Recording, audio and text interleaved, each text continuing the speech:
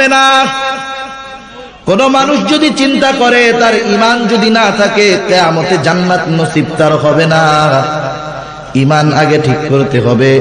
এখন এই ঈমান কতটুকুর কত দাম, সর্বোচ্চ পরিমাণ ঈমানের কত দাম, সর্বনিম্ন পরিমাণ ঈমানের কত দাম, একটা হাদিস আপনাদের খেদমতে পেশ করলেই বুঝতে সহজ হবে। আল্লাহর নবী বলেন, যে ব্যক্তি বলেছে মুখে লা ইলাহা ইল্লাল্লাহ আর তার অন্তরের ভিতরে জবের দানা পরিমাণ কল্যাণ নিহিত আছে, অর্থাৎ ঈমান আছে, আল্লাহর নবী বলেন এই জবের দানা পরিমাণ ঈমানের এত দাম, এত দাম, আল্লাহ রাব্বুল আলামিন এতটুকু ঈমানের বদৌলতে সে যদি জাহান্নামীও হয় একটা সময় আল্লাহ তাআলা তাকে জান্নাত দিয়ে দিবে। এরপরে নবী বলেন, যে মুখে বলেছে লা ইলাহা ইল্লাল্লাহ আর তার অন্তরের ভিতরে গমের দানা পরিমাণ কল্যাণ নিহিত আছে, অর্থাৎ ঈমান আছে, আল্লাহর নবী বলেন এই লোকটা, এই মানুষটা যদি জাহান্নামীও হয় ওই গমের দানা পরিমাণ ঈমানের এত দাম, এত দাম, আল্লাহ রাব্বুল আলামিন ওই পরিমাণ ঈমানের বদৌলতে একটা সময় আল্লাহ তাকে জান্নাত দিয়ে দিবে। তারপরে আমার আপনার নবী বলেন, যে মুখে বলেছে লা ইলাহা ইল্লাল্লাহ আর তার অন্তরের ভিতরে অনুপরিমাণ কল্যাণ নিহিত আছে, অনুপরিমাণ ঈমান আছে। অনু কাকে বলা হয় সহজে বুঝেন।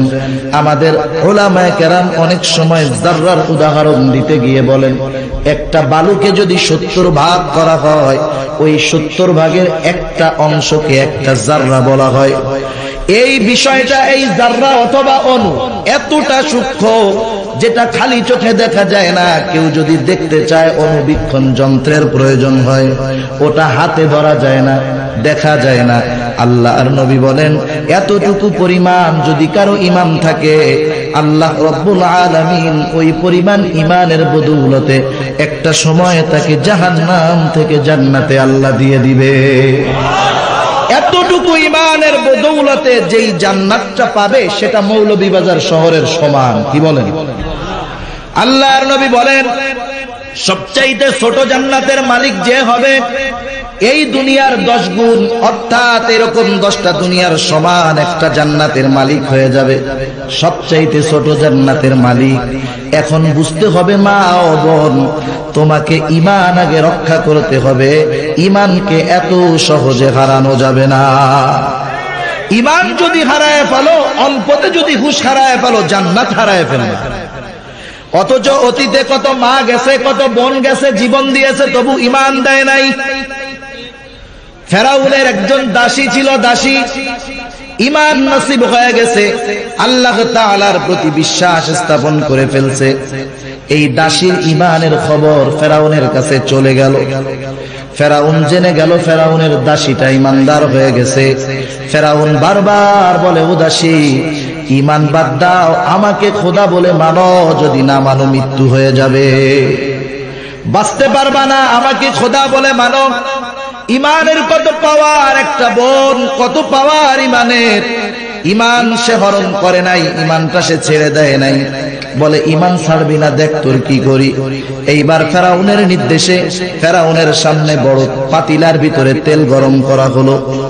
একটা মানুষ দুনিয়াতে সবচাইতে তার দুর্বল স্থান হলো তার সন্তান, ঠিক কিনা বলেন? কারণ একটা মানুষ তার সন্তানের জন্য জীবন দিতে তৈয়ার। পিতার চাইতে সন্তানকে বেশি ভালোবাসে মা। একটা মা সন্তানকে এত পরিমাণ ভালোবাসে, কোন সন্তান যদি 50 বছরও কোন মাকে কষ্ট দেয়, কোন মাকে যদি যত্ন না করে, খেদমত না করে, 50 বছর পর ওই মা যদি বেঁচে থাকে, সন্তানটা যদি সামনে এসে শুধু মা বলে পাটা জড়ায় ধরে, সাথে সাথে 50 বছরের রাগ মার দূর হয়ে যায়। এত মোহাব্বত করে সন্তানকে। ফেরাউন এইবার ওই মহিলার 2টা বাচ্চা ছিল, একটার বয়স 6 বা 7 বছর, আর একটা হলো দুধের শিশু, সামনে নিয়ে আসতে বলে, ও মহিলা ঈমান ছাড়, বলে না, ইমান ছাড়বো না। এইবার উত্তপ্ত তেলের মাঝে ওই 7-8 বছরের বাচ্চাটাকে নিক্ষেপ করে দিল। সাথে সাথে এই বাচ্চাটা নিশ্চিহ্ন হয়ে গেল, কাবাব হয়ে গেল, হাড্ডিগুলো আলাদা হয়ে গেল। এমন অবস্থা। এইবার মহিলাকে বলে, ও মহিলা, এখনো সময় আছে, ফেরাউনকে খোদা বলে মান। মহিলা বলে, না, মানবো না। আবার কোলের বাচ্চাটাকে নিয়ে সাথে সাথে আগুনের ওই তেলের ভিতরে নিক্ষেপ করে দিল। এইবার মহিলা বলতেছে, না, তবুও ইমান ছাড়বো না। মহিলাকে এবার ফেরাউন বলে, এখনো সুযোগ আছে, আগে নিজের জীবনটা বাঁচাও। ইতিমধ্যে মহিলার সামনে একটা দৃশ্য ভেসে উঠেছে। ওই পুড়ে হাড্ডি হয়ে যাওয়া সন্তানগুলাকে দেখতে পায়, তারা জান্নাতের ভিতরে উঠতেছে। ওই বাচ্চা দুটা মাকে লক্ষ্য করে বলে, ও মা, তুমিও আমাদের মতো এখানে চলে আসো, তোমার সাথে আমাদের আসলেই আমাদের মিলন হয়ে যাবে। মা সাথে সাথে তেলের ভিতরে লাফ দিয়া পড়ে গেছে। মরার আগে একটা দাবি ফেরাউনের কাছে বলে, ও ফেরাউন, তোমার কাছে মরার আগে একটা দাবি হলো, আমাদের এই মা মেয়ে এদের হাড্ডিগুলাকে একত্রে তুমি কবর দিবা। ফেরাউন বলে, হ্যাঁ, তোর কথাটা রাখা হবে।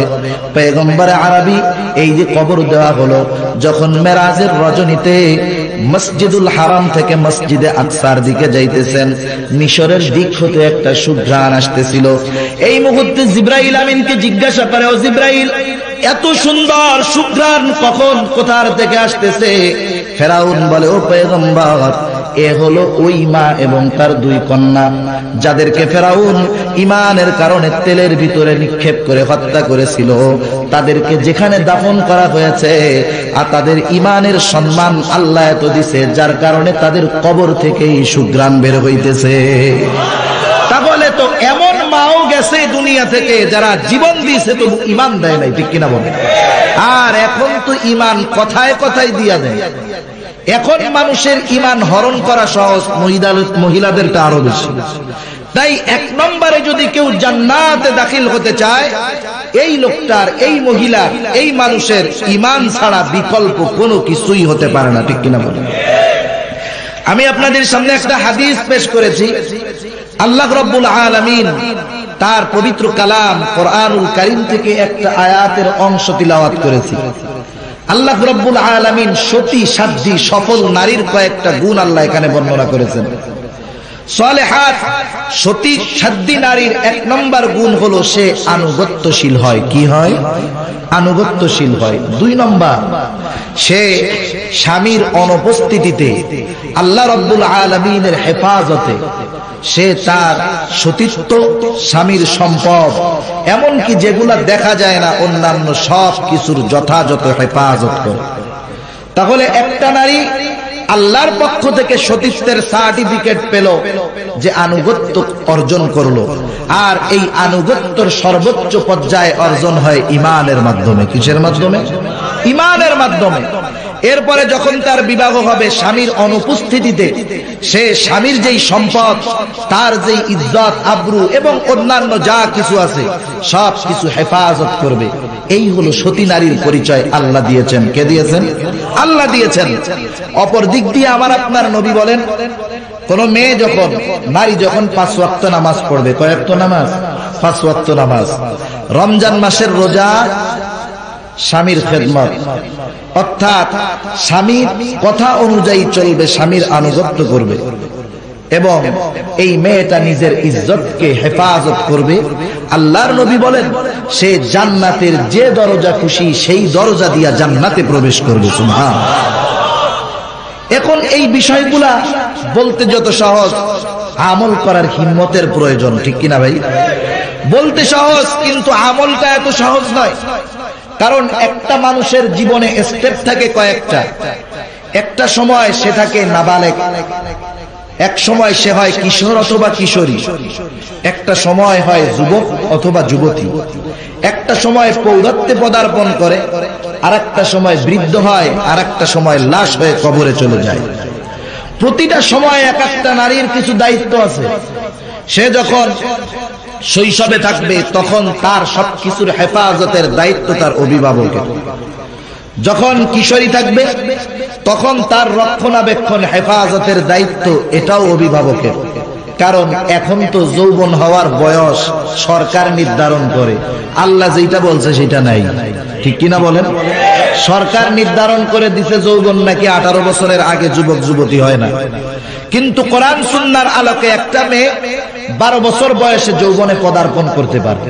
আর সায়েন্স তো বলে আরো আজীব কথা, আমাদের এলাকায় বা আপনাদের এলাকায় এখন আছে কিনা জানি না, এখন তো সবাই চাষের ধান খায়, আমাদের এলাকায় ইরি ধান বলে, ইরি ধান। আর আগে জমিনে ধান লাগায় আসতো, অটোমেটিক হইতো, আমাদের এলাকায় বলে দীঘা ধান, লাল লাল চাউল। ইরি এটা হলো হাইব্রিড জাত। এই ইরি ধান এর ভিতরে কীটনাশক দেওয়ার কারণে মানুষের শরীরের ভিতরে এতটা প্রভাব বিস্তার করে, কখনো কখনো কোন মেয়ে 6 বছর বয়সে সে যুবতীর মতো অবস্থা তার হয়ে যায়। অর্থাৎ তার যেই বিশেষ ঋতু, একটা বিশেষ কিছু আল্লাহ তাআলা তাকে দিয়েছেন, 6 বছর বয়সে চালু হয়ে যায়। তার মানে যৌবনের স্বাদ উপভোগ করার বয়স তার 7-8 বছরেও হয়ে যায়। যার কারণে মাঝে মধ্যে পত্রিকায়, ইন্টারনেটের খবরে দেখা যায় 1, 2, 3, 4 এর ছেলে মেয়ে জেনায় লিপ্ত হয়েছে, ঠিক কিনা বলুন? এটা তো আগে ছিল না, এখন হলো। 12 বছর সর্বোচ্চ সময় ইসলাম বলে দিল। আর একটা সংগঠন, মানবাধিকার সংগঠন, নারীবাদী সংগঠন, এরা নির্ধারণ করে দিল 18 বছর। কিন্তু অধিকাংশ সময় 18 বছরের আগে একটা মেয়ে তার সতীত্বকে কতটুক রক্ষা করতে পারে আল্লাহই ভালো জানে। আল্লাহ হেফাজত করুক, সকলে বলি আমিন। তাই প্রত্যেকটা বয়সের সময় এক একটা নারীর এক একটা বয়সে যখন আসবে, সে যখন যৌবনে পদার্পণ করবে, তার উপরে দায়িত্ব হলো তার যৌবনকে হেফাজত করা। কি করা? হেফাজত করা। এমন ভাবে না চলা, এমন ভাবে চলাফেরা না করা যাতে তার উপরে কেউ আকৃষ্ট হয়ে তাকে ইফটিজিং করতে পারে। কিন্তু সমাজের পরিস্থিতিটা কেমন? একদল নারীবাদী মানুষ, এদের সংখ্যা খুবই কম, 100-200 হবে কিনা সন্দেহ। এই নারীবাদী মানুষগুলা আর কিছু নারী, যেই নারীগুলা স্বামীর সংসার করতে পারে নাই। বাংলাদেশে নারীবাদী সংগঠনের ঊর্ধ্বতন কর্মকর্তা আছে 20 থেকে 25 জন নারী। এদের প্রত্যেকের ব্যাপারে খোঁজ নিয়ে দেখা গেছে 3, 4, 5 স্বামীর সংসার করে টিকতে পারে নাই, লাস্টে তসলিমার কাছে মুরিদ হইছে। সব ওই গ্রুপের লোক। এরা বাস্তবিক পক্ষে কোন নারীর ভালো চায় না, কোন নারীকে এরা নারীত্ব নিয়ে থাকতে দিতে চায় না। এরা চায় প্রত্যেকটা নারী আমাদের মতো অবাধে চলবে, দেশের ভিতরে জারজ সন্তান ভরে যাবে, ঠিক কিনা বলেন? অথচ উলামায়ে কেরাম এই বিষয়টার প্রতিহত করেন, তারা নারীদের ইজ্জত আবরুকে হেফাজত করতে বলেন। এই হাদিসের আলোকে আলোচনা করে আলোচনা শেষ করব। 1 নম্বরে নবী বললেন, যেই মেয়ে নারী 5 ওয়াক্ত নামাজ পড়বে, কয় ওয়াক্ত নামাজ? তার জন্য তাহাজ্জুদ আওয়াবিন মেশরাক পরের কথা। কারণ একটা সন্তান, একটা মা একটা সন্তানকে লালন পালন করবে কত কষ্ট, এর জন্য এত নফল ইবাদতের প্রয়োজন নাই, সুযোগ হলে করবে। কিন্তু একটা নারীর খেয়াল রাখতে হবে, যত ব্যস্ততা থাক, যত প্রয়োজন থাক, কিন্তু এই 5 ওয়াক্ত নামাজ কখনো নারী বাদ দিতে পারবে না। দ্বিতীয় দায়িত্ব হলো রমজান মাসের রোজা রাখবে। রোজা 30টা রোজা যথাযথভাবে রাখবে। আমাদের দেশের পরিস্থিতিটা হলো এমন, রোজা ঠিকই রাখে কিন্তু টাইম পাস করানোর জন্য স্টার জলসা, স্টার প্লাস। রোজা ঠিকই রাখে, টাইম পাস করানোর জন্য 3 মহিলা এক জায়গা হয়ে দুনিয়ার সব খবরকে হাজির করে আনে। গীবত, পরনিন্দা সব চলে, আবার রোজাও আছে। একদল সুফি সাহেব আছে, এরকম পুরুষ মানুষ, সরকারি অফিসের ভিতরে চাকরি করে, অফিস টাইমে অফিসে গেছে, ফাইলে সিগনেচার করানোর প্রয়োজন। এখন একজনে সিগনেচার করাইতে আসছে, টাকা ছাড়া তো আর সিগনেচার হবে না। স্যারকে এবার হাদিয়াটা টেবিলের উপর দিক দিয়ে দিতে গেছে। স্যারে বলে, কি কাম করো? রোজা রাখছি, রোজার মাস, ওই টাকা হাতে ধরা যাবে না, তুমি একটু ড্রয়ারে দিয়ে দাও। এমন হাজি সাহেব কেমন জানি লুঙ্গি খুলে মাথায় পাগড়ি বাঁধছে। তুমি রোজার মাস, রোজা আছো, গোনার কাজ, ঘুষের টাকা হাত দিয়ে ধরবে না, কিন্তু টেবিলের ড্রয়ারের ভিতরে রেখে দিতে বলে। এরকম অনেক মা আছে, রোজার মাস রোজা রাখছে, কিন্তু এই সময়টাকে অতিবাহিত করতেছে গোনার ভিতরে, গীবতের ভিতরে, পরনিন্দার ভিতরে। রমজান মাস, এই রোজার অর্থই হলো আল ইমসাকু আনিশ শাই, কিছু বিষয় থেকে বিরত থাকা। এক কথায় আল্লাহ রাব্বুল আলামিন যেই বিষয়গুলো নিষেধ করেছেন এটা সহ যত গুনাহ আছে সব গুনার থেকে বিরত থাকা, ঠিক কিনা বলেন? তাহলে আমার আপনার রোজা কি হলো? মা, আজকে স্টার জলসা, স্টার প্লাস পত্রিকায় মাঝে মধ্যে খবর আসে, এগুলা আজকে সন্তানদেরকে মা থেকে দূরে সরায় দিতেছে, আজকে পরিবারের ভিতরে কলহ সৃষ্টি করে দিতেছে। যেই বিষয়টা আমার পারিবারিক শান্তিকে নষ্ট করে দেয়, যেই বিষয়টা স্বামী স্ত্রীর মাঝে মোহাব্বত নষ্ট করে দেয়, যেই বিষয়টা স্ত্রী মা সন্তানের ভিতরে মোহাব্বত দূর করে দেয়, একজন সচেতন মা সেই সমস্ত জিনিস ঘরে রাখতে পারে না, ঠিক কিনা বলে? তাহলে সে শান্তি চায় না, জান্নাত চায় না।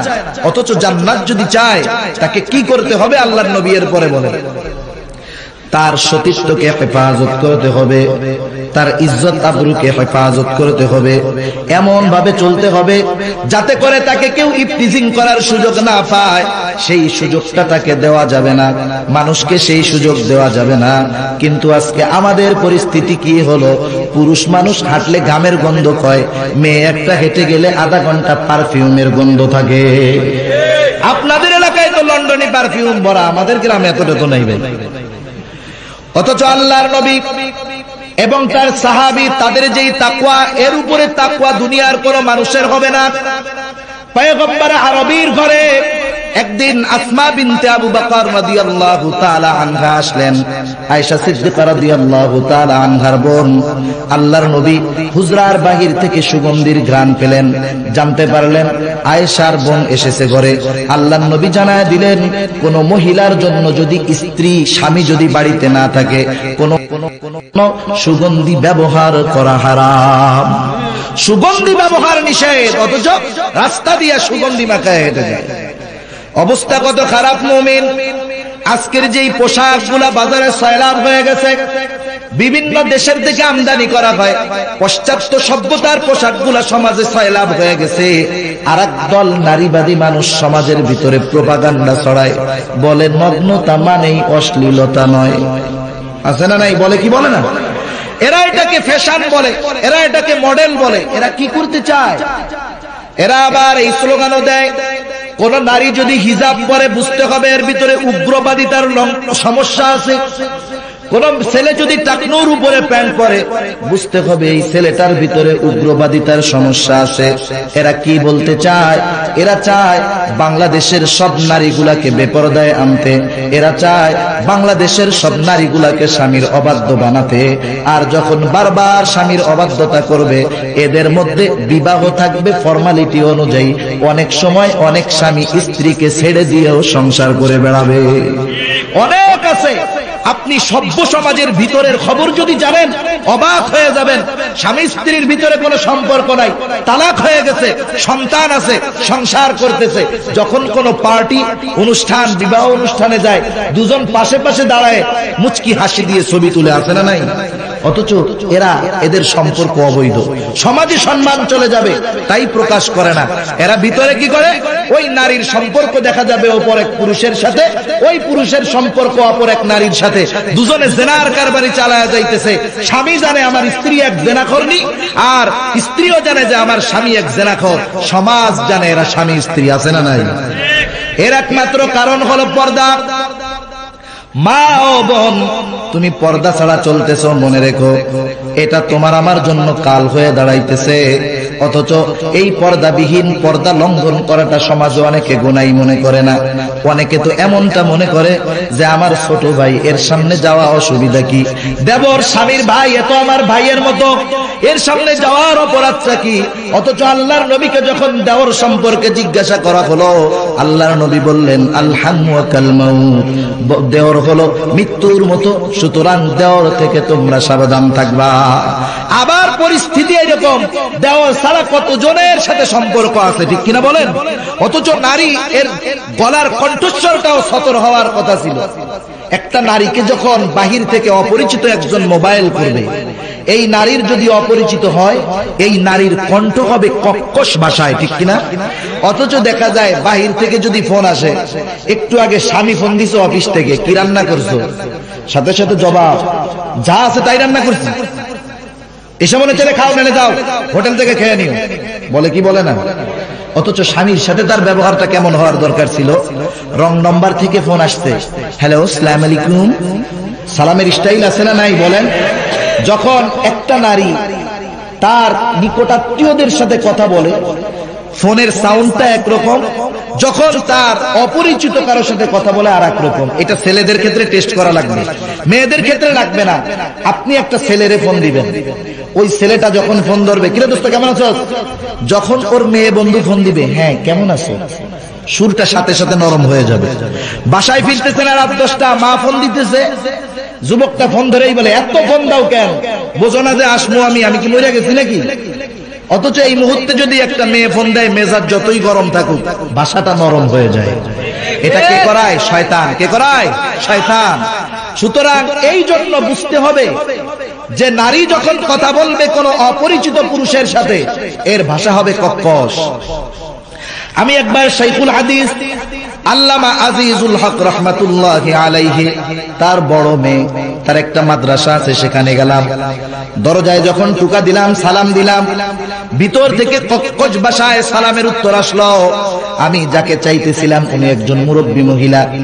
যখন বললাম যে খালা কি বাসায় আছেন, ভেতর থেকে এমন কড়া ভাষায় জবাব দিল, না বাসায় নাই, পরে আসেন। প্রথম আমার ব্যবহারটা কষ্ট লাগলো, এরপরে আমার পরক্ষণে যখন স্মরণ হলো, চিন্তা করলাম এরা তো শাইখুল হাদিসের আওলাদ, এদের তো সেই হাদিসটা জানা আছে। বাহিরের মানুষ যত বড় পীর সাহেব আর সুফি সাহেব হোক না কেন, এই ব্যক্তির চরিত্র নিয়ে কোনো গ্যারান্টি নাই। অহরহ অনেক ঘটনা এরকম আছে, অনেক আবেদকে শয়তান ফাঁদে ফেলায় দিচ্ছে। মা, এই শয়তানের ফাঁদে পড়ে তুমি তোমার ঈমানকে হারায়ও না, ইজ্জতকে হারায়ও না, হেফাজত করো, ঠিক কিনা বলেন?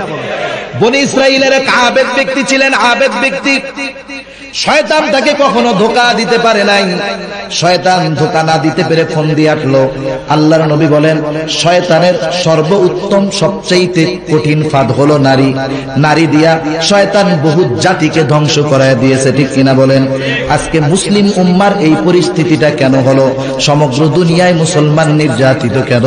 আপনি সব কিছু গবেষণা করে দেখেন, প্রত্যেকটা বিশ্লেষণের সর্বশেষ প্রান্তে ফলাফল পাবেন ওই যে ইহুদি আর খ্রিস্টানদের নারীগুলা আরব শেখদের ঘরে ঘরে ঢুকে গেছে, সব ওই জায়গায় ভরা। আমার কিছু চিন্তা ভাবনা মাথায় আসে না। বর্তমান সময়ের মোহাম্মদ বিন সালমান, তিনি বর্তমান যেই শাসক আছে সৌদি আরবের, তার সন্তান, ভবিষ্যৎ সুলতান, উনি ইতিমধ্যে একটা ঘোষণা দিচ্ছেন, হয়তো জানেন, মেগা প্রকল্প 25,000 বর্গ কিলোমিটার নিয়ে একটা এলাকা তিনি বানাবেন, সেফ জোন, লোহিত সাগরের তীরে। ওর কি জানা নাই যে এই লোহিত সাগরের তীরে আল্লাহ রাব্বুল আলামিন লোহিত সাগরের ভিতরে ফেরাউনকে আল্লাহ চুবাইয়া মারছেন? অথচ এই সাগরের তীরে সে সেফ জোন বানাবে, যেখানে ওপেনে জেনা চলবে, ব্যভিচার চলবে, উলঙ্গ হয়ে মানুষ ঘুরবে, কেউ কোনো কিছু বলার অধিকার রাখবে না। সে কেন করতে চায়? আমি সর্বশেষ আমার বিশ্লেষণে এটা পাইলাম যে আরব শেখদের ঘরে ঘরে ইহুদিদের পতিতা দেওয়া আছে, আর এরা এই জেনা ব্যভিচার করার জন্য দাস প্রথাকে জায়েজ বানায় দিয়েছে। কিছু মুফতি তাদের হাতে আছে, এগুলাকে হাতে নিয়ে এই মাসলা জায়েজ বানাইয়া ঘরের ভিতরে ওই মেয়েগুলাকে রাখছে। আমার একটু সন্দেহ লাগে, আমার একটু চিন্তা হয়, আল্লাহ জানি হেফাজত করে, জানি না হয় এই মুহাম্মদ বিন সালমান এ মনে হয় কোন ইহুদি নারীর পেটের সন্তান। কারণ একটা মুমিন সৌদি আরবের মতো জায়গায় এখানে জেনা চলবে ওপেনে, এটা কোন মুমিন ঈমান থাকতে সহ্য করতে পারে না, ঠিক কিনা বলেন? এগুলা ইহুদির দালাল, আল্লাহ হেদায়েত দিক, না থাকলে ধ্বংস করে দিক, বলে না আমিন। এইগুলাকে সব ধ্বংস করেছে, মুসলমানদের ঐতিহ্যকে নষ্ট করেছে নারী আর মদ। সুলতান মাহমুদ গজনবী থেকে শুরু করে এর আগে যত বড় শাসকরা গেছেন, আমাদের সুপরিচিত একজন শাসক সালাউদ্দিন আইয়ুবী রাহমাতুল্লাহি আলাইহি, তিনি একদিন খ্রিস্টান পরাশক্তির যেই গোয়েন্দা ছিল তাকে গ্রেফতার করলেন। মুসলমানদের বিরুদ্ধে ওই সময় ক্রুসেডের যুদ্ধ হয়েছে, পাশ্চাত্য শক্তি একত্র হয়ে মুসলমানদের বিরুদ্ধে হামলা করেছে, কুলায় পারে নাই। এইবার যখন দলে দলে মুসলমান মুরতাদ হয়ে যেতে থাকলো, মুনাফিকি বেঈমানি করতে থাকলো, ওই গোয়েন্দাকে সালাউদ্দিন আইয়ুবী জিজ্ঞাসা করে, তোমরা মুসলমানদের ভিতরে কি অস্ত্র প্রয়োগ করো যার কারণে এরা নিজেদের ঈমানকেও খুইয়ে দেয়, ব্যাপারটা কি? ওই গোয়েন্দা বলে, ও সালাউদ্দিন, আপনি শুনে রাখেন, আপনি যদিও বড় পাক্কা মুমিন, কিন্তু আপনার ভিতরে কিছু বেঈমান আছে। বেঈমান, এদের ঈমান আমরা টাকা দিয়া কিনি নাই, এদের ঈমান আমরা অস্ত্রের মুখে কিনে নেই নাই, শুধুমাত্র এদের ভিতরে দুইটা জিনিস ছেড়ে দিয়েছি। দুইটা জিনিস, একটা হলো নারী আর একটা হলো মদ। আর এই দুইটা পচা জিনিস পাইয়া ওরা সবচাইতে দামি ঈমান আমাদের কাছে বিক্রি করে দিয়েছে। তাহলে শয়তানের সবচাইতে বড় ফাঁদ হলো নারী। ওই আল্লাহর গোলামকে যখন কোনোভাবে ধোঁকা দিতে পারতেছে না, এইবার চিন্তা করছে নারীর ফাঁদ ফালাতে হবে। বনি ইসরাইলের কয়েকজন যুবক ছিল জিহাদে যাবে, এইবার তাদের একটা মাত্র বোন কার কাছে রেখে যাবে?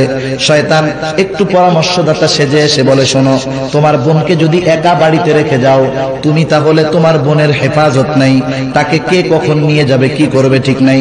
জঙ্গলার ভিতরে একজন বড় আবেদ আছে, আল্লাহওয়ালা আছে, তার কাছে গিয়ে রেখে আসো। ওই তিন ভাই তার কাছে নিয়ে গেল। বারবার রিকোয়েস্ট করার পরে প্রথমে ওই আবেদ বলে, না, কোন নারীকে আমার কাছে রাখতে পারবো না। সর্বশেষ তাদের পীড়াপিড়িতে বলতেছে, যাও, ওই যে দূরে ঘরটা দেখা যায় ওটার ভিতরে রেখে আসো।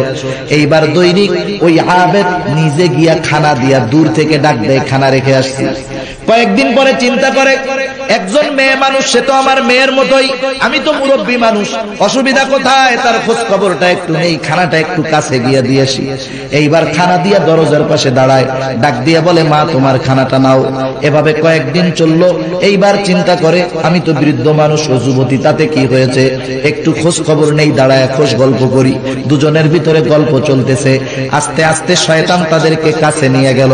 60 বছরের বৃদ্ধ এইবার 16 বছরের যুবকের মতো হয়ে গেল। তার ভিতরে শয়তান কামনা বাসনা জাগায় দিল। উভয়ের মাঝে সম্পর্ক তৈরি হতে থাকলো। আল্লাহর নবী তাই বলেন, যখন কোথাও বেগানা নারী পুরুষ এরকম দুইজন থাকে, তৃতীয় পক্ষ হিসাবে মিস্টার ইবলিস উপস্থিত হয়ে যায়। আর ইবলিস উপস্থিত হয়ে চেষ্টা করে এই দুজনের মধ্যে সর্বোচ্চ গুনাহ সংগঠিত করানোর। এইবার ওই বৃদ্ধের সাথে মহিলাটার জিনা হয়ে গেল। এইবার ওই মেয়েটাও গর্ভবতী হয়ে গেল। কিছুদিন পরে তার মাথার ভিতরে টেনশন যে এই মেয়েটাকে তো আমার কাছে ওর ভাইরা আমানত রেখে গিয়েছিল, আসার সময় হয়ে গেছে, এখন যদি দেখে যে এর বোনটা গর্ভবতী, আমাকে তো সাইজ করে দিবে, কি করা যায়, মাথায় বুদ্ধি আসে না। এইবার শয়তান পরামর্শদাতা হিসাবে হাজির, উপস্থিত হয়ে বলে, ও আল্লাহর বান্দা, তুমি যদি বাঁচতে চাও আমার পরামর্শটা শুনো। যদি তুমি জানটাকে বাঁচাতে চাও, কি করতে হবে? একটা কাজ করো, তুমি একে হত্যা করে ফেলো, এই গাছের গোড়ায় পুঁতে রাখো, নিজের ইজ্জত এবং জানের ভয়ে। এইবার মহিলাটাকে মেরে ফেললো, বাচ্চাটাকেও মেরে ফেললো, লাশটাকে একটা গাছের গোড়ায় দাফন করা হলো। এইবার নির্ধারিত সময়ে ভাইয়েরা উপস্থিত। বলে, বোন কোথায়? বলে, তোমার বোনটা তো চলে গেছে। এইবার ভাইয়েরা ফিরে যেতে থাকলো, কারণ আল্লাহর ওলি মিথ্যা কথা বলতে পারে না। শয়তান ডাক দিয়া বলে, যেও না, যেও না, তোমার বোন চলে যায় নাই, এই লোকটা তোমার বোনের সাথে জিনা করেছে, তোমার বোন গর্ভবতী হয়েছে এবং তোমার বোনকে হত্যা করে সে ওই জমিনের ভিতরে পুঁতে রেখেছে। ধরা খেয়ে গেল। এইবার ইবলিস বলে, দেখ, এমন চাল দিয়েছি, দাবার গুটির এমন চাল দিয়েছি, দুনিয়ার শ্রেষ্ঠ 3টা গুনাহ তোকের দ্বারা করায় ফেলেছি। 1 নম্বর তোর দ্বারা জিনা করাইছি, 2 নম্বর তোকে মিথ্যা কথা বলাইছি, 3 নম্বর তোকে দিয়া হত্যার মতো নিকৃষ্ট কাজ করায় ফেলেছি। বাস্তবিক কথা, আল্লাহর কসম করে বলি, আজকে তুমি খোঁজ নিয়ে দেখো, অনেক সময় একটা যুবক আর একটা যুবককে মেরে ফেলে, এক বন্ধু আর এক বন্ধুকে মেরে ফেলে। এইগুলার ভিতরে বাস্তবিক পক্ষে মূল কারণ হলো নারী। নাটোরের ঘটনা বলি, 2 বছর 3 বছর হয়েছে, একই ক্লাসে পড়ে 2 জন বন্ধু, কত মোহাব্বত। এই 2 বন্ধুই একটা মেয়েকে পছন্দ করে। সেই এলাকার পাশে প্রোগ্রাম ছিল, একজন মানুষ যার সন্তানটাকে মারা হয়েছে সেও উপস্থিত ছিল। এমন অবস্থা, দুই বন্ধু এইবার একটা মেয়েকেই পছন্দ করে, দুই বন্ধুর ভিতরে দ্বন্দ্ব হয়ে গেল। একটা নারী, তার জন্য দুই বন্ধুর ভিতরে বন্ধুত্ব নষ্ট হয়ে গেল। যেই বন্ধুটা একটু শৃঙ্খল, আর এক বন্ধুকে দাওয়াত দিয়ে রাতের বেলায় একটা জায়গায় নিয়ে গেল, পিটায়া হত্যা করেছে। পিটায়া রিমান্ডে ধরা পড়ার পরে সত্য কথাগুলা বলেছে। প্রথম তাকে পিটিয়ে হত্যা করেছে, যেখানে হত্যা করেছে লাশটা দূরে নিয়ে সরায় রাখতে হবে। কি করবে? ওই বন্ধুর সাথে আর এক বন্ধু মৃত বন্ধুটাকে মোটর সাইকেলের মধ্যে বসায়েছে। সামনে একজন মোটর সাইকেল চালাইতেছে, আর একজন পিছে বসা। চাপ দিয়া ওই বন্ধুর লাশটাকে নিয়ে নির্জন একটা এলাকায় চলে গেছে, পেট্রোল ঢেলে আগুন ধরায় পুড়ায় দিয়েছে। অনেকদিন পরে যখন খোঁজ পাওয়া গেল, তদন্ত হলো, দেখা গেল প্রেম ঘটিত কারণে এই জঘন্য হত্যা হয়েছে। এটাই তো চলতেছে আজকে সমাজে। আজকে কয়েকদিন আগে দেখলাম ক্লাস 9-এর একটা মেয়ে আত্মহত্যা করছে। কারণ কি? প্রেম করছে, ওই যুবক তার সতীত্বকে নষ্ট করে দিছে। এইবার বলে তোর সাথে কোনো সম্পর্ক নাই, যা। মেয়েটা আত্মহত্যা করছে, কারণ মেয়ে জানে যে এই সতীত্ব একটা নারীর সবচাইতে বড় সম্পদ। ঠিক কিনা বলেন? একটা নারীর সতীত্ব সবচাইতে বড় সম্পদ। কিন্তু আফসোস, আজকে এই দামি সম্পদের হেফাজত মা বোনদেরকে যদি হুজুরেরা করতে বলে, তাহলে মনে করে যে হুজুররা মনে হয় এক দুশ্মন। ঠিক কিনা বলে? অথচ আমরা তাদের হেফাজত সংরক্ষণের কথা বলি, কোন সময় তো খারাপ চাই না। যাই হোক, তাহলে একটা নারী, সে 3 নম্বর দায়িত্ব হলো সে তার সতীত্বকে হেফাজত করবে।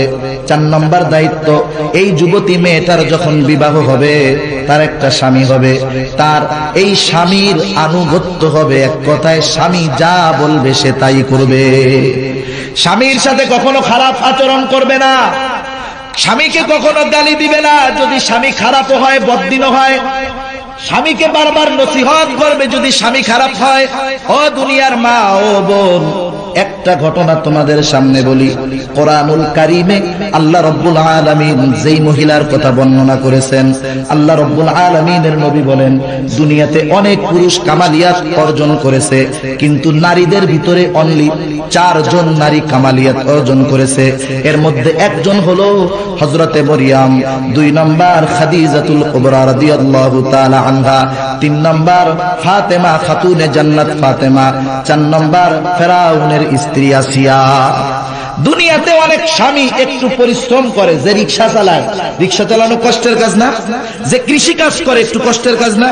এই কাজটা করে যদি ঘরে আসে, আইসা দেখে যে খাবার নাই, একটু মেজাজ গরম হইতেই পারে। ঠিক কিনা বলেন? এমন তো নয় যে এই স্বামী আপনাকে একটু গরম কথা বললে আপনি তার প্রতিবাদ করবেন, এটা ভালো নয়। আপনি ফেরাউনের স্ত্রীর জীবনী যদি পড়ে থাকেন, ফেরাউনের স্ত্রী, এই ফেরাউনের মতো জালেম আর কেউ ছিল না। অথচ দেখেন, স্বামী হিসাবে, স্ত্রী হিসাবে আসিয়া কোনদিন ফেরাউনের উপরে গরম কথা বলে নাই। ফেরাউন যতই গরম দিছে, স্বামী হিসাবে আসিয়া ফেরাউনকে নসিহত করেছে, বারবার বোঝানোর চেষ্টা করেছে। কেমন অবস্থায় আসিয়া, তবুও সে কোনদিন ফেরাউনের সাথে খারাপ আচরণ করে নাই। যখন ফেরাউন দেখতে থাকলো নিজের ঘরের স্ত্রী আমাকে খোদা বলে মানে না, আমাকে রব বলে স্বীকার করে না, নিজের পক্ষের লোক যদি, নিজের স্ত্রী যদি ভোট না দেয়, বাইরের ভোট কেমনে পাবো? ঠিক কিনা বলে? এক লোক নির্বাচনে দাঁড়াইছে, এখন নির্বাচনে দাঁড়ানোর পরে ওর বউ বলে, তুমি কি ভোট টোট পাইবা? তোমার ভোটটাও তো আর একজনে দিবা। এরকম অনেক ক্যান্ডিডেট দাঁড়ায় না? আমাদের এলাকায় দাঁড়াইছে এক ক্যান্ডিডেট চেয়ারম্যানের নির্বাচনের সময়, আর একটারে ঠেক দিবে। এই চেয়ারম্যান ক্যান্ডিডেট ভোট দিয়ে আইসা সে দাঁড়াইছে গোলাপ ফুল মার্কায়। তৎকালীন সময়ে মার্কা ছিল চেয়ার ছাতি মার্কা, ঠিক না? ও আইসা ছাতিতে মাইরা, অথচ ও গোলাপ ফুলের ক্যান্ডিডেট। এইবার স্ত্রী বলে, তুমি যে দাঁড়াইবা ভোটে, তোমার ভোটটাই তো দিবা আর একজন রে, তুমি দাঁড়াইছো কেন? ভোটাভুটি শেষ, 1 ভোট পাইছে। বাড়িতে আসার পরে স্ত্রীতে কলার ধরে কয়, কও বউ আর একটা কই রাখছো, ভোট এটা কেমনে পাইলা? এমন অবস্থা। তাহলে স্ত্রীর সাথে, স্বামীর সাথে স্ত্রীর কেমন গরম ব্যবহার, এতটুকুতে এতটুকু। অথচ এর চাইতে অনেক জালেম স্বামীর চাইতে ফেরাউন কত বড় জালেম, এই হিসাব করে বর্ণনা করা যাবে না। ঠিক কিনা বলে? তাহলে ঘরের মানুষ যদি পক্ষে না থাকে, বাইরের মানুষ কেমনে পাবো? ঘরের শত্রু বড় শত্রু, ঘরে যদি বন্ধু না থাকে তাহলে কি হবে? স্ত্রী যদি খোদা না মানে, বাইরের মানুষ বলবে তুমি কেমন খোদা, তোমার বউই তোমারে খোদা কয় না। এইবার ফেরাউন বারবার আসিয়াকে বুঝায়, ও আসিয়া তুমি আমাকে খোদা বলে স্বীকার করো। ঈমান দীপ্তা মহিলা আসিয়া বলে, না, তোমাকে খোদা বলে মানতে পারবো না, তুমি আমার স্বামী, তোমার সাথে বেয়াদবিও করব না। যখন বারবার কারা কষ্টের ভিতরে আবদ্ধ করা হলো, বারবার অত্যাচার করা হলো আসিয়াকে, আসিয়া এখনো বলে না তোমাকে আমি খোদা বলতে পারবো না।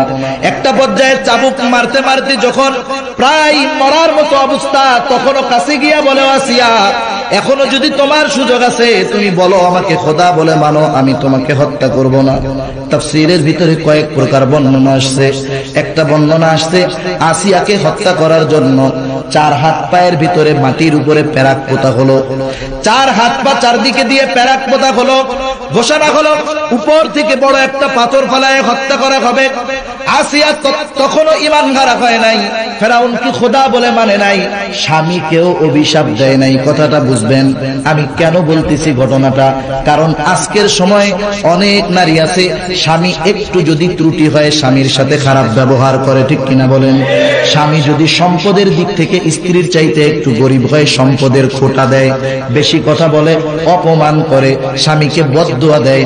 আল্লাহর নবী তো সেই কথাই বলেছেন, আমি যখন মেরাজের রজনীতে জান্নাত জাহান্নাম পরিদর্শন করলাম, জাহান্নামের ভিতরে দেখতে পেলাম অধিকাংশ হলো নারী। কারণটা কি ইয়া রাসূলুল্লাহ? এক বর্ণনায় 2 কারণ, আর এক বর্ণনায় 1 কারণ। আল্লাহর নবী বলেন একটা কারণ হলো এই নারীরা বেশি বেশি অভিশাপ দেয়। একটু অপরাধ করেছে সন্তান, সাথে সাথে বলে তোর জানি মরা মুখ দেখি, বলে কি বলে না? আমি জানি তোর মরা মুখ দেখি না দেখি, আমি মরলে তুই আমার চেহারাটাও দেখতে আসবি না, এরকম বিভিন্ন প্রকারের লানত বর্ষণ করে।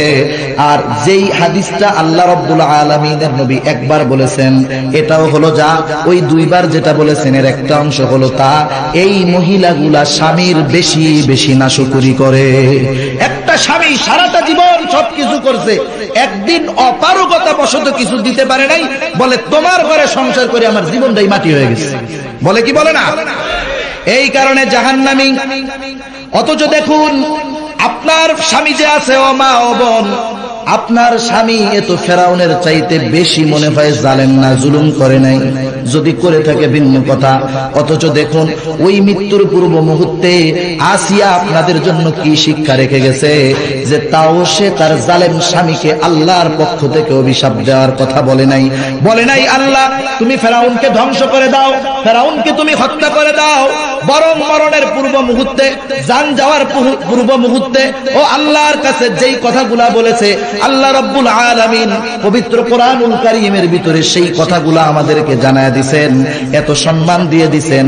ফেরাউনের স্ত্রী আসিয়ার ঘটনাটা কোরআনে পড়লেই আমাদের সওয়াব হয়। এই মহিলা তখন বলতেছে রব্বি বিনিলি ইনদাকা বাইতান ফিল জান্নাহ, ও আমার রব, আমার স্বামী জুলুম করে অসুবিধা নাই, আমি মরণের জন্য তৈয়ার, তবু আমি ঈমান ছাড়বো না। মরণের পূর্ব মুহূর্তে আল্লাহ আপনার কাছে আমার চাওয়া হলো আপনি আপনার নিকটে জান্নাতের ভিতরে আমার জন্য একটা ঘর বানায়া দেন। আল্লাহ রাব্বুল আলামিনের কাছে ফরিয়াদ করতেছে এত কঠিন মুহূর্তে, এত বিপদের মুহূর্তে, তবু এ কথা বলে নাই আমার স্বামী ফেরাউনকে ধ্বংস করে দেন। এরপরে তিনি বললেন রব্বি নাজ্জিনি, আমাকে আল্লাহ আপনি নাজাত দেন, আপনি এই ফেরাউন এবং এর জালেম সম্প্রদায়ের হাত থেকে আমাকে আপনি নিষ্কৃতি দেন। এ কথা বলে নাই আপনি এই জালেম ফেরাউন এবং তার দলকে ধ্বংস করে দেন। স্বামী হিসাবে কতটুকু শ্রদ্ধা করার প্রয়োজন তোমার জীবনে 9 বছরের ওয়াজ, 90 বছরের ওয়াজ 9 মিনিটে বোঝা যায়, যদি মানার খেয়াল থাকে, ঠিক কিনা বলেন? অথচ দেখুন এই আসিয়া বলে নাই যে আল্লাহ ফেরাউনকে ধ্বংস করে দেন, সে বলেছে আপনি তাদের দুষ্কৃতি থেকে আমাকে আপনি মুক্ত করেন। কথাটা কতটা তাৎপর্য রাখে। অথচ আজকের নারীরা, আজকে আমার আপনার বোন একটু ত্রুটিতেই স্বামীকে অভিশাপ দেয়, ঠিক কিনা বলেন? অথচ সম্মান কতটুকু। সারা জীবনের একটা ওয়াজ আপনারা খেয়াল রেখে না, ও মা আল্লাহ রাব্বুল আলামিনের নবীকে সাহাবায়ে কেরাম একদিন বলতেছে, ও পয়গম্বর, অতীতের উম্মত তাদের নবীকে সম্মানসূচক সিজদা করত, আমাদেরও মনে চায় আপনাকে আমরা সিজদা করি। আল্লাহর নবী বলেন, আমার তো ভয় হয় দুনিয়া থেকে যাওয়ার পরে না জানি তোমরা আমার কবরটাকে সিজদার জায়গা বানায় ফেলো। সাবধান, তবে শুনে রাখো, দুনিয়াতে যদি কোনো মানুষকে মানুষের সিজদা করার আদেশ দেওয়া হতো, আমি দুনিয়ার নারীদেরকে বলতাম তোমরা তোমাদের স্বামীদেরকে সিজদা করবা। এই কথা যদি কোনো নারী বুঝে, তাহলে কোনোদিন এই নারী স্বামীর সাথে বেয়াদবি অশালীন আচরণ করতে পারে না, ঠিক কিনা বলে? অথচ দেখুন, স্বামী তার স্ত্রীকে ভালোবাসে, বিবাহর পরে যেই ভালোবাসাটা হয় এটা চেহারার কারণে হয় না, চরিত্রের কারণে হয়। বিবাহের আগে যুবক চামড়া দেখে খুশি হতে পারে, লাল চামড়া দেখে ফাল দিয়া পড়তে পারে, কিন্তু বিবাহের পরে এই লাল চামড়ার ক্ষতি যখন বুঝে তখন বলে না রে, ওই কালামাইয়াটাই ভালো আছে, এর চরিত্রটাই ভালো ছিল। দেখেন, চিন্তা করেন, খাদিজাতুল কুবরা রাদিয়াল্লাহু তাআলা আনহা কামালিয়াত অর্জন করে নেওয়ালি একজন মহিলা, আল্লাহর নবীর চাইতে 15 বছর বয়সে বড় ছিলেন, কিন্তু কি পরিমাণ মহব্বত আল্লাহর নবী করতেন। যখন আয়েশা সিদ্দিকা রাদিয়াল্লাহু তাআলা আনহার সাথে বিবাহ হলো, বারবার তিনি খাদিজাতুল কুবরার কথা বলতেন, খাদিজার বান্ধবীর বাড়িতে তিনি হাদিয়া পাঠাইতেন। আয়েশা সিদ্দিকা রাদিয়াল্লাহু তাআলা আনহা কিশোরী একজন মেয়ে, যুবতী একজন মেয়ে, খাদিজার কথা বারবার বলার কারণে একদিন তিনি বলে বসলেন, ইয়া রাসূলুল্লাহ, আপনি ওই 65 বছরের বৃদ্ধা মহিলা খাদিজার ভিতরে কি এমন ছিল যা আমি আয়েশার ভিতরে নাই? রূপে গুণে জ্ঞানে কোন দিকটা দিয়ে আমার কমতি আছে আপনি একটু বলেন। আল্লাহর নবীর চেহারা মোবারক লাল হয়ে গেল। আল্লাহর নবী বলে, ও আয়েশা, তুমি প্রথম শুনে রাখো, আজকেও যদি খাদিজা জীবিত থাকতো, আমি স্ত্রী হিসাবে দ্বিতীয় কোনো মেয়েকে আমি গ্রহণ করতাম না। শুনে রাখো, তুমি তো আমার সুখের দিনের স্ত্রী, তুমি আমার কষ্ট দেখো নাই, আমি কত কষ্ট করেছি।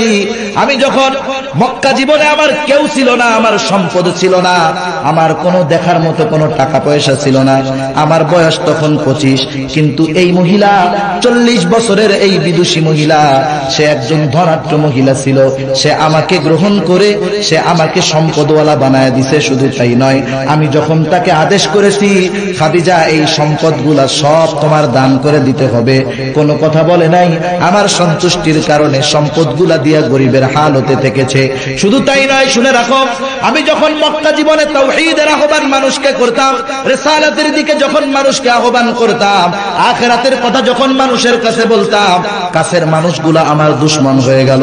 যেই আবু জেহেল, উতবা, সাইবা আমাকে আল আমিন বলেছিল, এরা আমার দুশমন হয়ে গেল। আমি যখন গভীর রাতে দিনই কাজ করে রাতের বেলায় যখন আমি বাড়িতে ফিরতাম, এমন একটা দিনও হয় নাই দরজায় এসে 2টা টোকা দেওয়া লাগে নাই। দরজায় এসে আসতে বলে খাদিজা ডাক দেওয়ার সাথে সাথে দরজাটা খুলে দিয়েছে। আমি বলতাম, ও খাদিজা, তুমি কি ঘুমাও নাই? খাদিজা তখন বলতো, ইয়া রাসূলুল্লাহ, আপনি দিনের কাজে বাহিরে আছেন, আমি খাদিজায় চিন্তিত আছি। আমি খাদিজা, আপনি বাহিরে, আমার থেকে দূরে, আমি খাদিজার চোখে কেমন করে ঘুম আসতে পারে? আর আজকের নারীরা কইছে স্বামী বাড়ির থেকে গেলে ঘুমাইতে বড় আরাম, ঠিক কিনা বলে? এক মহিলা, তার স্বামী বলছে যে আমি ঢাকা যাইতেছি, রাত 12:30টার গাড়ি, 2-3 দিন পরে ফিরবো। ঘটনাক্রমে গাড়ি মিস। এইবার বসে টসে থাইকা 3টার সময় যায় দরজায় টোকা দিছে, এই উঠো উঠো উঠো উঠো।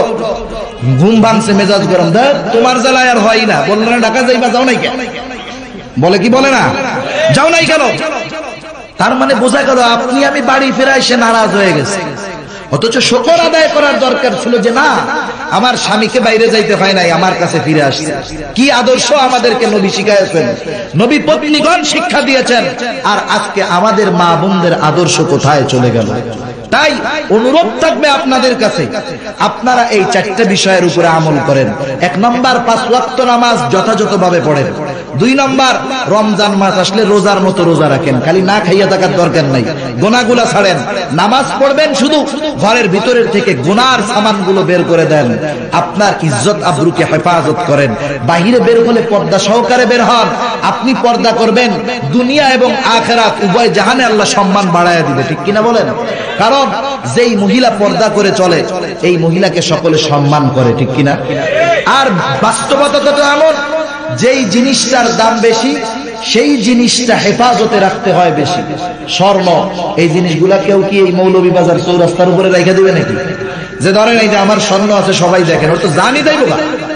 তাহলে বুঝতে হবে আপনাকে, আপনি একটা দামি জিনিস, কারণ আপনি মা, আপনার থেকেই তো কুতুবউদ্দিন বখতিয়ার কাকি আসছে, আপনার থেকেই তো সুলতান সালাউদ্দিন আইয়ুবীর জন্ম হয়েছে, আপনার থেকেই তো রশিদুর রহমান ফারুক হয়েছে, আপনার থেকেই তো তাফাজ্জুল হক হবিগঞ্জি হয়েছে, ঠিক কিনা বলেন? আজকে যদি সব ঠিক হয়, আপনি ওই রকম জগৎ বিখ্যাত আল্লাহওয়ালাদের মা হতে পারবেন, দুনিয়া আখিরাত আপনার সফল হয়ে যাবে। আর যদি উল্টা পাল্টা করেন, আপনার গর্ভের থেকে আল্লাহ তাআলা চাইলে এরশাদ শিকদার, পিস্তি হান্নান, কালা জাহাঙ্গীরও বাইর করতে পারে, ঠিক কিনা বলেন? দুনিয়া আখিরাত উভয় জাহানের শান্তির 12টা বাজায় দিবে। তাই অনুরোধ আপনাদের কাছে, আপনারা নেপোলিয়ন যে ছিলেন না, নেপোলিয়ন ফরাসি বিপ্লবের বড় একজন নেতা, ফ্রান্সের মানুষ যাকে দেবতার মতো সম্মান করে, এইরকম একজন বড় বীর, সে বলতেছে, শোনো, আমাদের জন্য শিক্ষণীয় এটা, তোমরা আমাকে একটা আদর্শ মা দাও, আমি তোমাদেরকে একটা আদর্শ জাতি দিব। আজকে মা অনেক আছে, আফসোস সেই মা আর নাই, যেই মা আমাদের জন্য আদর্শ হতে পারবে, সেই সব মায়ের বড়ই অভাব, ঠিক কিনা বলেন? তাই আমরা সেই ধরনের মা চাই। আপনাদের কাছে অনুরোধ, আল্লাহ তাআলা দুনিয়াতে তো সম্মান দিবেন, আমার মার কি সম্মান কম? সম্মান কম? খালেদ সাইফুল্লাহ আইয়ুবী সাহেব, ওনার মা পর্দা করেন, সম্মান কি কম? এই যে ওলামায়ে কেরাম বয়ান করলেন, আরো করবেন, আরো চিনেন আল্লাহওয়ালা, এনাদের মাদের সম্মান কি কম? আরে মিয়া, এদের মা বাবার নাম মুখে নেওয়ার পরে রহমাতুল্লাহি আলাইহি যোগ করে, মরার পরেও দোয়া করে, আপনাদের জন্য দোয়া করবে, দুনিয়া আখিরাতের সফলতা লাভ করবেন, জান্নাতে যেতে পারবেন। আর যদি নিজের খেয়াল খুশি মতো চলেন, এই রাস্তা তাহলে জান্নাতে আপনাকে পৌঁছাবে না, ও রাস্তা আপনাকে জাহান্নামে পৌঁছায় দিবে। তাই যা কিছু আলোচনা হলো, আমাদের সকলের দায়িত্ব হলো আমাদের মা বোনদের কাছে কথাগুলো পৌঁছায় দেওয়া, এবং যেই মা বোনের আলোচনা শুনেছেন, আলোচনা অনুযায়ী আমলের চেষ্টা করা। আল্লাহ তাআলা তৌফিক দেন, আমিন। ওয়া আখিরু দাওয়ানা আলহামদুলিল্লাহি রাব্বিল আলামিন। আসসালামু আলাইকুম ওয়া রাহমাতুল্লাহি